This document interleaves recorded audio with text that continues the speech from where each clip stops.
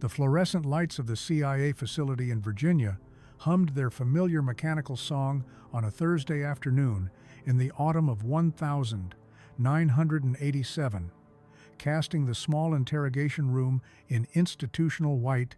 The metal table bolted to the floor was scarred by years of use. The debriefer, a man named Richardson, whose career had spanned nearly 2 decades within the agency, sat with his hands folded on the table, a fresh cup of coffee growing cold before him. He had conducted hundreds of debriefings, defectors, assets, operatives, whose stories ranged from mundane to extraordinary. But something about this assignment felt different. The facility's acoustic design was deliberately deadened, preventing external noise and containing conversation within. Richardson had learned to use the room's sterility to his advantage, creating a psychological space that encouraged introspection. Yet even for him, the room felt charged with anticipation he couldn't quite articulate. The message had come down through channels marked with classification stamps. A British SAS operator was being brought in for a joint debrief following a sensitive operation in the Middle East. The operator would be cooperative, the memo assured him. This represented a new phase of intelligence cooperation between the American and British services. Richardson had worked with British operatives before, though rarely at this level. The SAS represented the pinnacle of special operations training. Richardson had read the classified files on their selection process, their methods, their operational success rates. The reputation preceded any individual who wore the beret. What the files did not capture was something more elusive than statistics and doctrine, a particular philosophy about how soldiers should be trained, how they should think, how they should operate when given responsibility for their own decisions in complex circumstances. The briefing provided limited detail about the operation itself.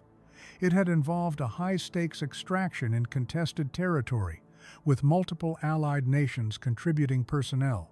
The operation had achieved its primary objective with no allied casualties. The SAS contingent had performed exceptionally, though what that meant precisely remained classified. The SAS operator would discuss the operation in detail, providing valuable intelligence regarding enemy capabilities and disposition. Richardson had his general knowledge of the SAS and decades of experience interviewing military personnel to draw on. When the operator was brought into the room, Richardson's first impression was of someone who seemed to occupy space differently than most men. Captain Mitchell, as he was designated, was of average height and build, with dark hair showing gray at the temples and weathered complexion from years in harsh climates. He wore civilian clothes, a dark sweater and pressed trousers, yet seemed more consciously dressed than most men Richardson had interviewed. There was an economy to his movements, a precision that spoke of training so ingrained it had become second nature.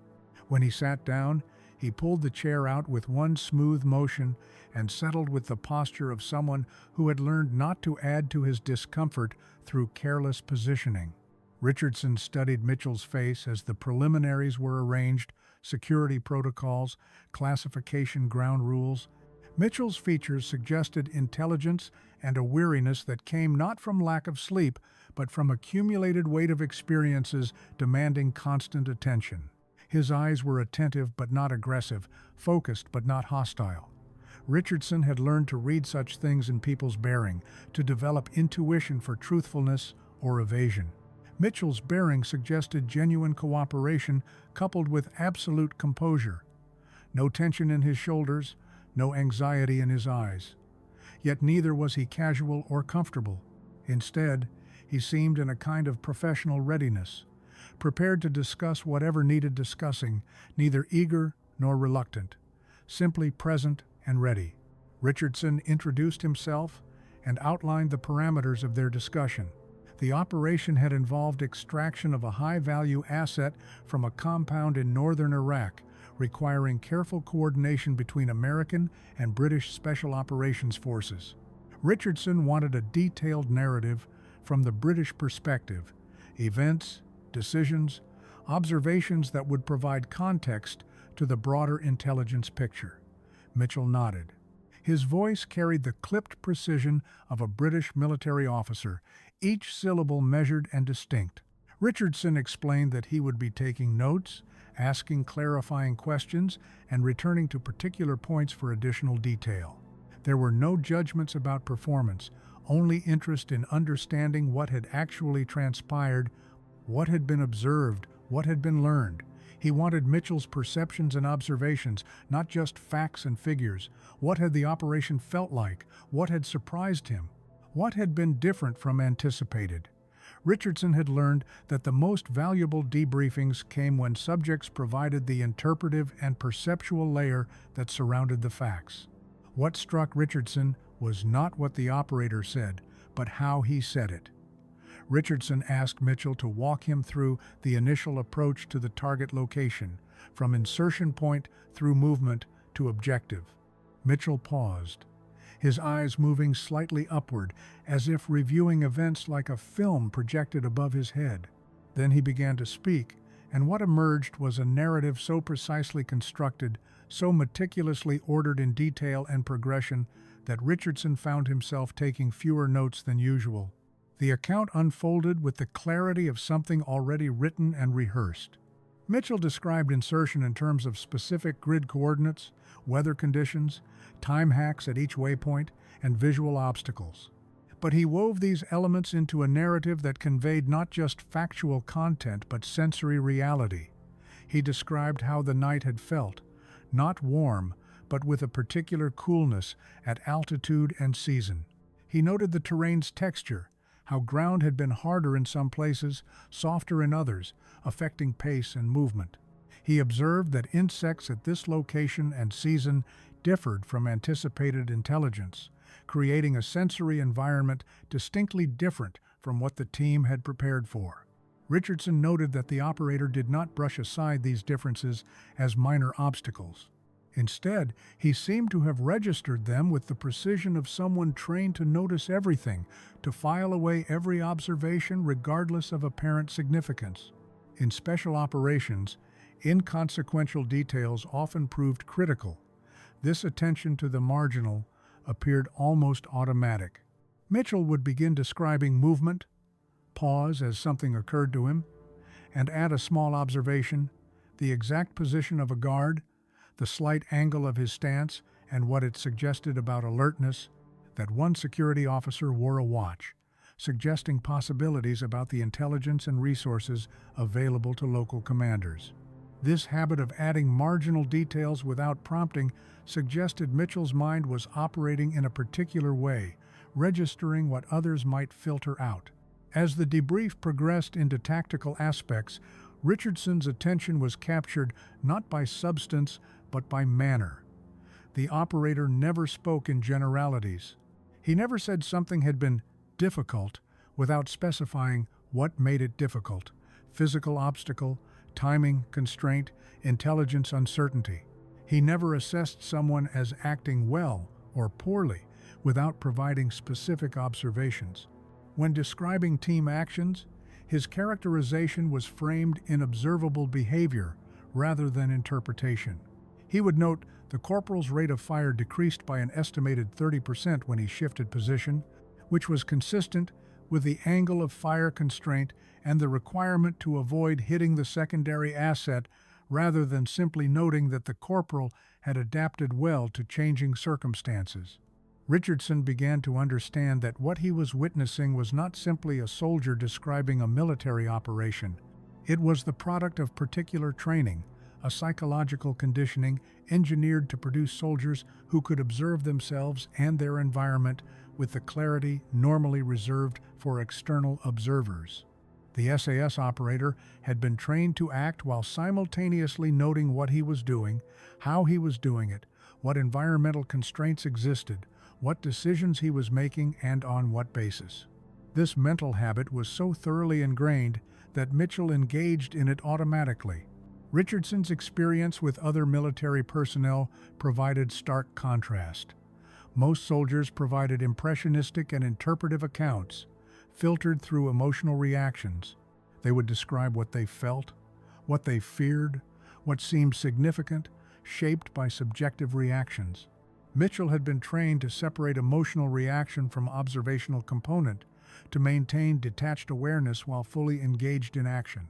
In conversations with other CIA debriefers, Richardson learned this quality was not entirely unknown among special operations personnel, but nowhere near as pronounced. Most Delta Force operatives could provide detailed accounts, but events seemed filtered through reaction and interpretation.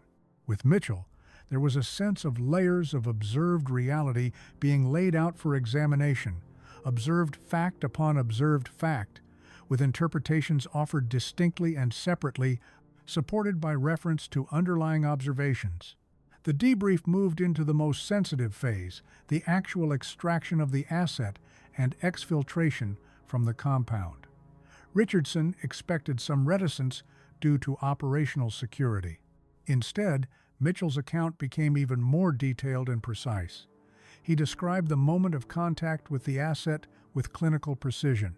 He noted that the asset had been in considerable physical distress, mental state one of shock combined with relief, capable of following instructions but with degraded processing of complex information.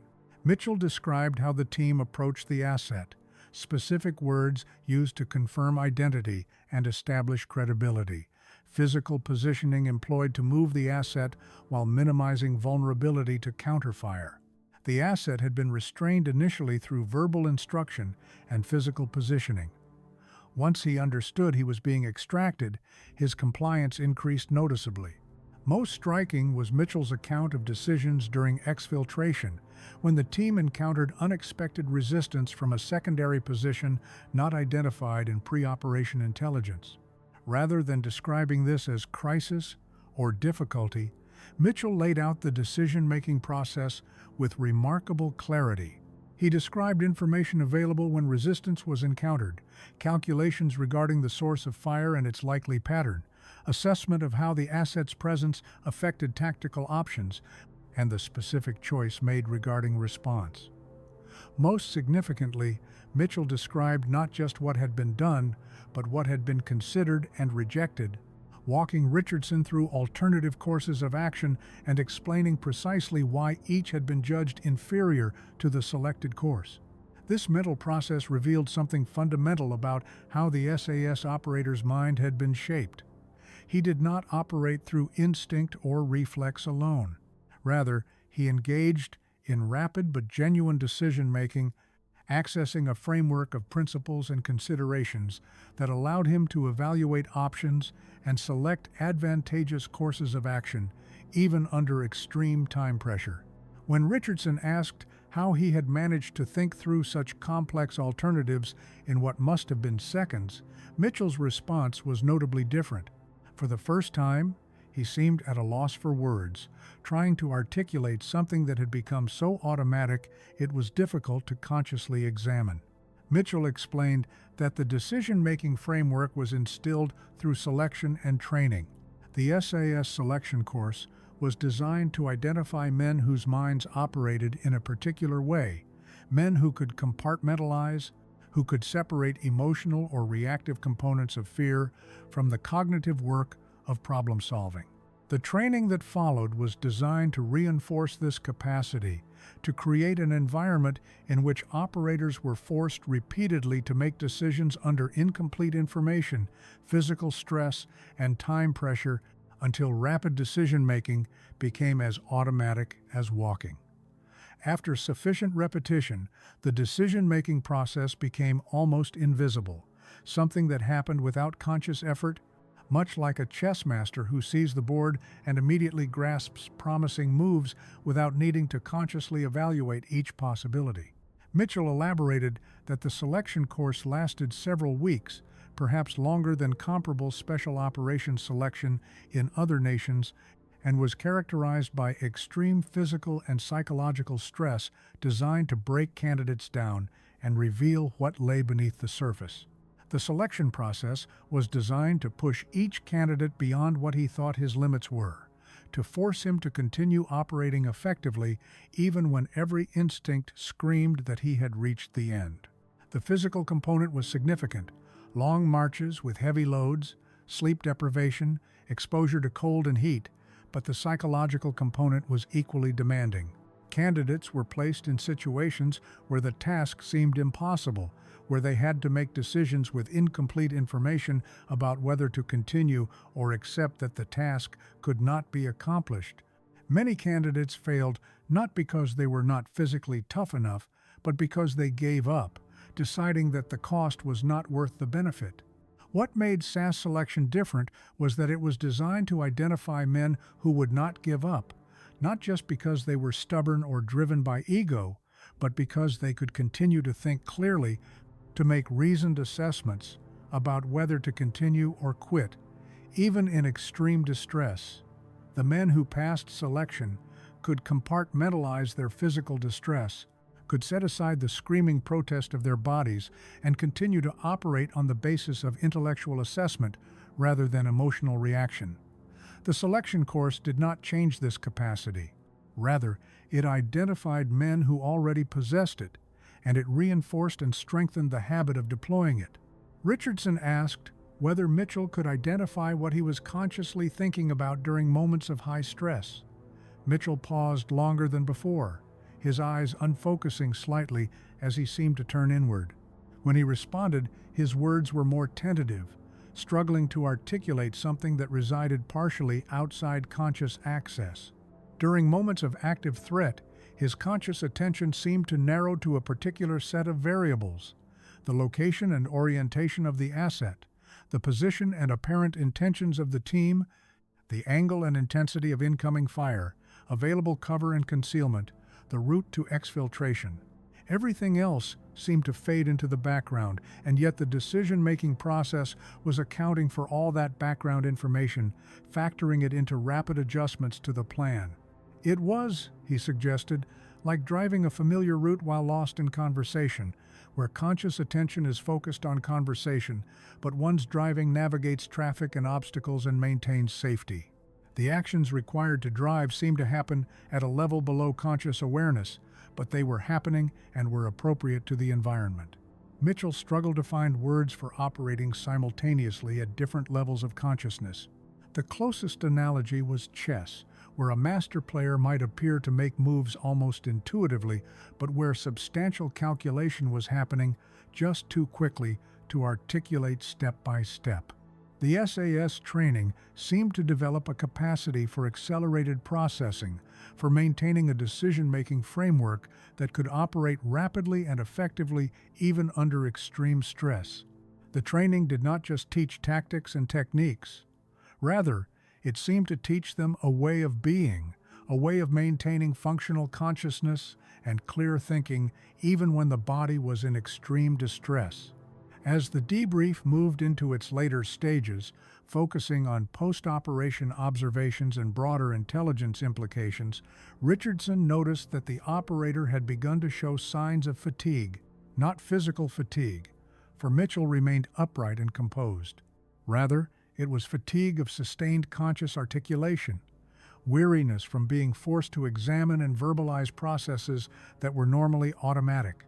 The precision of his language remained intact, but there seemed to be slightly longer pauses between responses, as if Mitchell required more time to consciously access information that, in his normal operational mode, remained largely beneath conscious deliberation. The longer Mitchell had to maintain this conscious inspection of his own thought processes, the more difficult it seemed to become. The answers remained detailed and accurate, but came at greater cognitive cost. Richardson adjusted his questioning strategy, recognizing that he was encountering not unwillingness to be forthcoming, but a genuine limit to how much articulation of unconscious processes an individual could sustain. He began to focus on more objective questions, matters of intelligence and observation that could be reported without requiring the operator to engage in difficult introspection. Mitchell's responses to these objective questions returned to their earlier precision, suggesting that the fatigue was specific to the introspective and self-analytical component of the debrief rather than a reflection of overall cognitive capacity. When the debrief concluded after approximately 5 hours of continuous questioning, Richardson conducted a brief break before a final round of clarifying questions. During this break, Mitchell was escorted out by facility security. Richardson remained at the table, his notes spread before him, his own coffee long since grown cold.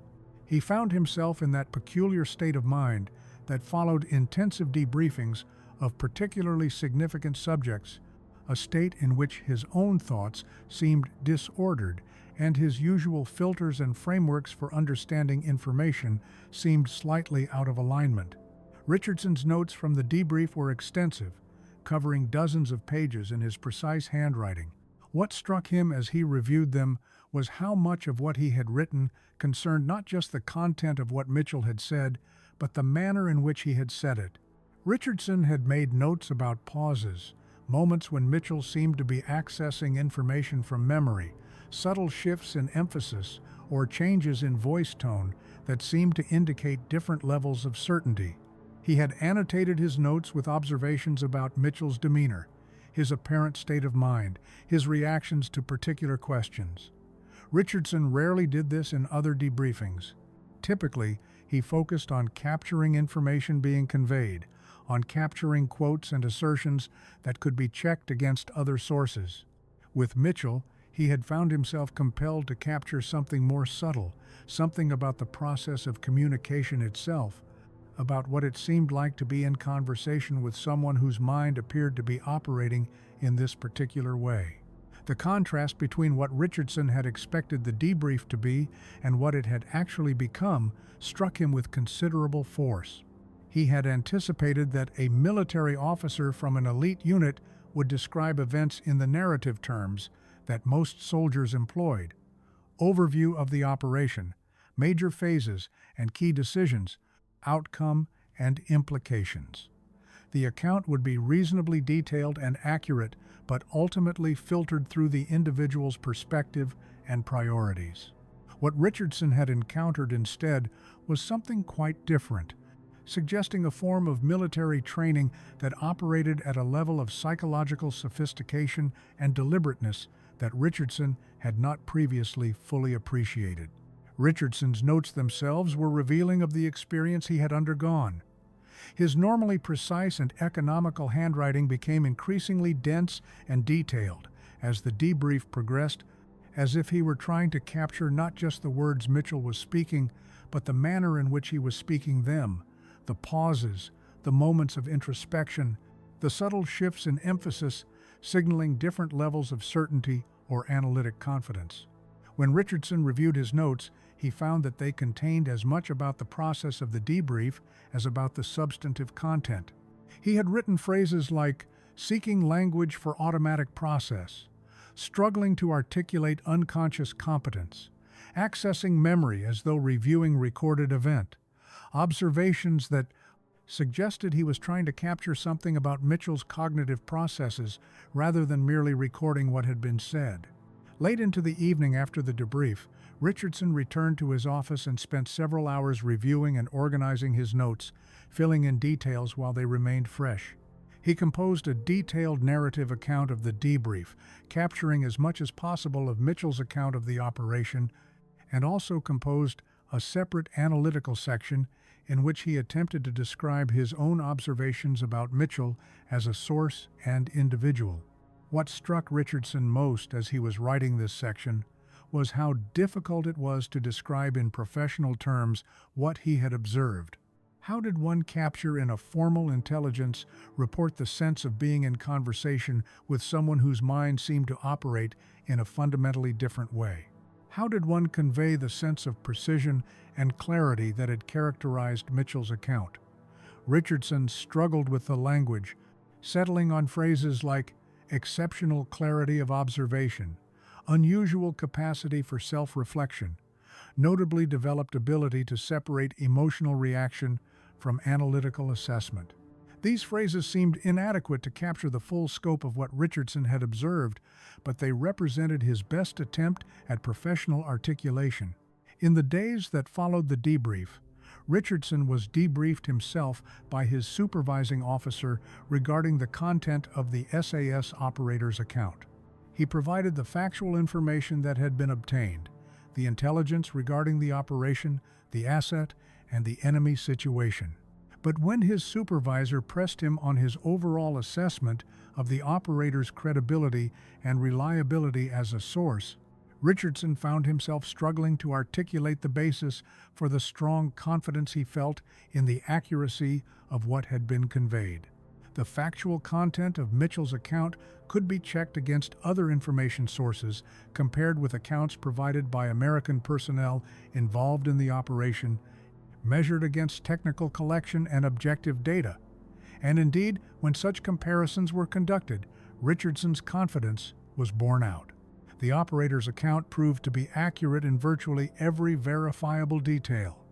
But beyond this, Richardson noted something more subtle and interesting. The operator's account was accurate not just in major points but in minor ones, not just in broad outlines but in specific details. More significantly, the operator appeared to have absolute confidence in the accuracy of his account, not reflexive confidence born of assuming he was correct, but confidence that seemed to rest on the solid foundation of having observed carefully and having thought through his observations in a deliberate and systematic way. Richardson's supervisor was impressed with the intelligence content obtained and the verification conducted on the basis of Mitchell's account. But the supervisor was also intrigued by Richardson's assessment of Mitchell as a source. The supervisor asked whether Richardson believed Mitchell had been deliberately attempting to conceal anything, whether there were aspects of the operation that Richardson suspected Mitchell had been holding back. Richardson's response was that he did not believe so. Mitchell had seemed genuinely cooperative, with no clear signs of deception or evasion. The supervisor then asked whether Richardson thought Mitchell could be trusted with sensitive intelligence in the future, whether he was the kind of contact the agency might want to develop as an ongoing intelligence asset. Richardson indicated that while Mitchell was not an intelligence officer and was unlikely to provide the kind of strategic intelligence that intelligence officers could provide, he could certainly be trusted as a source of accurate tactical and operational information. His capacity to think clearly and observe carefully suggested that he would be a valuable source for any debriefing requiring detailed understanding of special operations tactical issues. In conversations with colleagues after the debrief, Richardson found himself returning repeatedly to a particular aspect of the interaction. He noted to one colleague, an experienced officer named Sullivan, who had conducted his own debriefings of military personnel, that the SAS operator seemed to have what Richardson termed double consciousness, a capacity to simultaneously act within an operational situation and observe himself acting within that situation. This double consciousness appeared to create a kind of continuous narrative that the operator was generating even as he was engaged in the operation, a narrative then available to be articulated and conveyed when the operation had concluded. Most soldiers did not seem to maintain this simultaneous active and observational consciousness. Rather, they experienced their operations as a kind of flow, an immersion in the moment in which conscious reflection happened afterward, if at all. The SAS operator, by contrast, seemed to have been trained to maintain both simultaneously. Sullivan, whose experience had included interviews with military personnel from various special operations units, noted that he had encountered this quality before, but had never encountered it to such a pronounced degree. Sullivan suggested that what Richardson was observing might be the product of the particular selection methodology that the SAS employed. The SAS selection course, which lasted several weeks and subjected candidates to extreme physical and psychological stress, appeared to be designed not just to identify fit soldiers, but to identify men whose psychological makeup allowed them to continue to think clearly and act rationally, even when their bodies were in extreme distress. This selection process filtered out candidates who lost their ability to function when stressed, retaining only those who could compartmentalize pain and fear and exhaustion and continue to operate on the basis of clear thinking. The training that followed selection simply reinforced these capacities. Sullivan suggested that what might appear to be a highly unusual capacity in Mitchell might in fact be relatively standard among SAS personnel, a product of the selection and training system developed by the British over many years. Sullivan noted that in his experience with other British military personnel, particularly those from specialized units, there seemed to be an emphasis on this kind of clear thinking and conscious self-awareness that was perhaps less prominent in American military training. In a conversation with another colleague, a psychologist named Dr. Martin, who worked within the agency doing assessments of operational personnel, Richardson ventured an observation about what he termed the existential sophistication of the SAS operator. The operator seemed to have been trained to think consciously about his own consciousness, about his own operations of thought and decision-making in a way that most people did not. He did not simply act and then justify his actions by reference to military doctrine. Rather, he acted while simultaneously maintaining a kind of internal monitoring function, observing his own decision-making process and the information upon which it was based. This internal monitoring appeared to have become so habitual that the operator could articulate it with relative ease, though articulation itself seemed to require effort. Dr. Martin suggested that this kind of psychological sophistication was not typical of military training in most armies. Most military training was designed to create soldiers who could execute orders rapidly and effectively, who could maintain discipline under stress, who could operate efficiently within hierarchical structure. The training did not typically aim to create soldiers who were deeply self-aware, who understood their own psychological processes, who could articulate the basis for their decisions in sophisticated terms. The SAS training appeared to be operating from a different set of assumptions about what produced the most effective special operations personnel. Rather than attempting to make soldiers into obedient instruments of command, the SAS training appeared to be aimed at producing soldiers who could function effectively in contexts where they would need to make complex decisions autonomously, who would need to adapt rapidly to changing circumstances, who would need to operate on the basis of their own judgment and assessment rather than on explicit orders. Dr. Martin suggested that this represented a fundamentally different philosophy of military training, one that assumed that the most effective soldier was not necessarily the most obedient soldier, but rather the soldier who could think independently and act intelligently, even when orders were unavailable or had become obsolete. In yet another conversation, this one with an officer named Peters, who had considerable experience with British military matters, Richardson ventured the observation that what he had encountered in the SAS operator seemed to represent a particular philosophical approach to military training that differed significantly from the American approach. The American Special Operations training, while certainly rigorous and sophisticated, tended to emphasize the tactical and the physical, the specific skills and techniques required to conduct particular operations. The British SAS training, by contrast, seemed to emphasize the development of the individual soldier as a thinking, autonomous actor who could function effectively even in contexts for which no specific training had been provided. The SAS operator Richardson had interviewed did not strike him as a man who had learned a series of specific techniques and who would perform predictably within the scope of those techniques. Rather, he seemed to be a man who had been trained to think systematically about problems and who could generate novel solutions to novel problems on the basis of that systematic thinking. Peters noted that this assessment aligned with his own understanding of the SAS philosophy and approach. The SAS selection course, Peters explained, was not designed to identify soldiers who were physically toughest or most willing to suffer. Rather, it was designed to identify soldiers who possessed what the SAS termed character, a quality that encompassed resilience and determination, but also independent thinking, adaptability, and what might be termed moral courage. The training that followed selection was designed not to impose a particular set of responses to particular situations, but to develop the capacity to think clearly, to make decisions on the basis of incomplete information, to improvise and adapt when circumstances required. This approach reflected a philosophical conviction that the most effective soldier was not the one who could execute orders most precisely, but the one who could make good decisions autonomously. Peters suggested that this philosophy had deep historical roots in the British military tradition. The British had faced situations where their forces were spread across vast territories and could not rely on direct command and control from a central authority.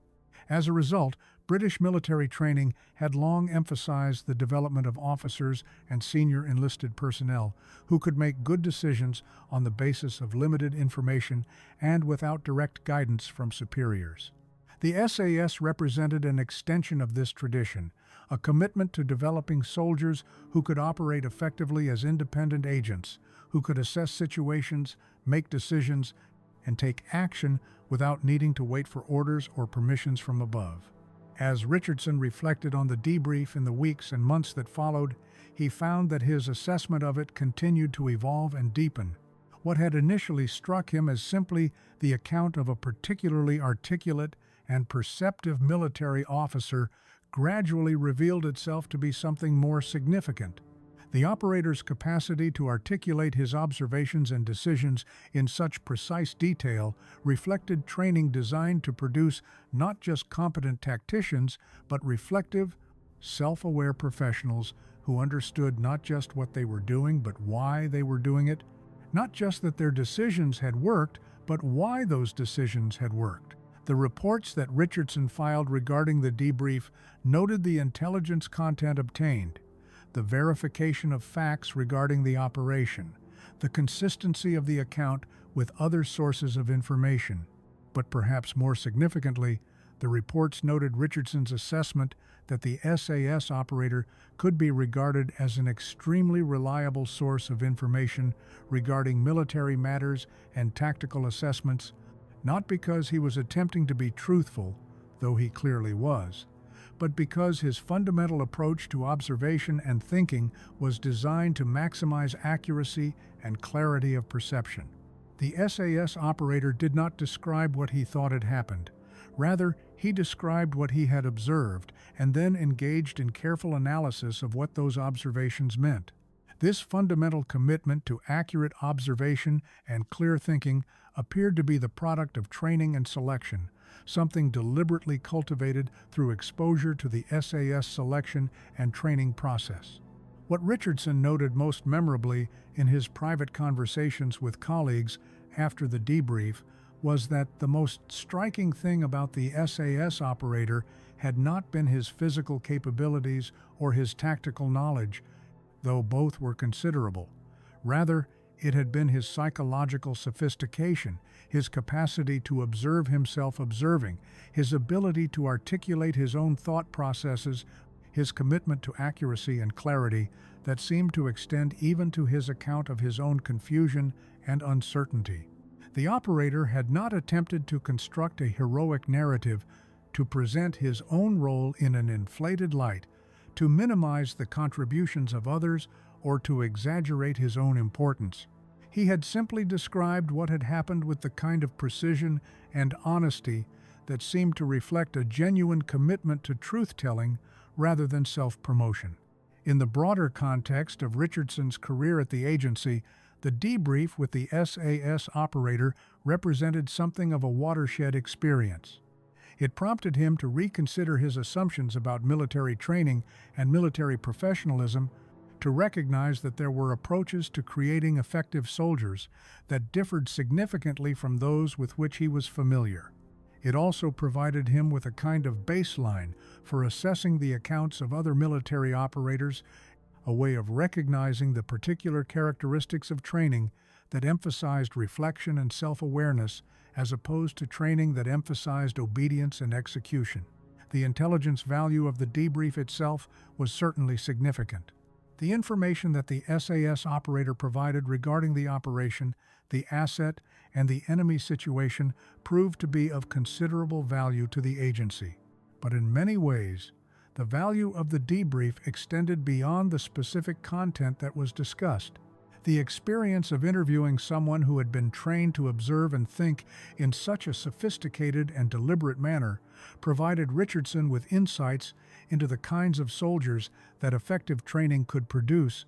The kinds of psychological capacities that could be developed through systematic training and selection, the possibilities for creating military personnel who could function as autonomous, thinking agents rather than simply as conduits for executing orders.